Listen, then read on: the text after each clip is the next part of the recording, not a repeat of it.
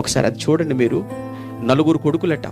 అప్పుడప్పుడు వింటూ ఉంటాం, ఏమండి ఎంతమంది అని మీకు నలుగురు కొడుకులు అని. మీకేంటండి, చాలామంది అంతే అంటుంటారు కదండి, మీకు ఎంతమంది అండి? నలుగురు కొడుకులండి. దర్జా అండి మీకు ఇంకా అంటారు. కానీ ఇక్కడ పరిస్థితి భిన్నంగా ఉంది. ఏంటట, నలుగురు కొడుకులు కానీ అమ్మకు అన్నం పెట్టట్లేదు. కన్న తల్లిని ప్రేమించలేనివాడు, కన్న తల్లికి అన్నం పెట్టలేనివాడు ఇక ఎవరినండి ప్రేమించగలడు? ఎవడికండి అన్నం పెడతాడు చెప్పండి? నీ కన్న తల్లి పట్లనే దయ చూపించలేకపోతున్నావంటే, నీ కన్న తల్లి పట్ల నీకు జాలి లేదంటే, నీ కన్న తల్లే కంట్లో నీళ్లు తిరుగుతున్నాయి అని అంటే, నువ్వు మనిషివా?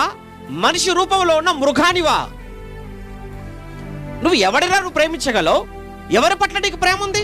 నిన్ను పెంచి పెద్ద చేసి చదివించి చివరికి పెళ్లిళ్ళు చేసి వారు కష్టంతో సంపాదించిన ఆస్తులు కూడా మీ పేర రాసి మీకు పంచితే, చివరికి ఆ తల్లికి ఆ తండ్రికి పట్టడ అన్నం పెట్టలేకపోతున్నారు అని అంటే, ఇంత కఠినంగా ఎందుకంటే మారిపోతున్నారు పిల్లలు?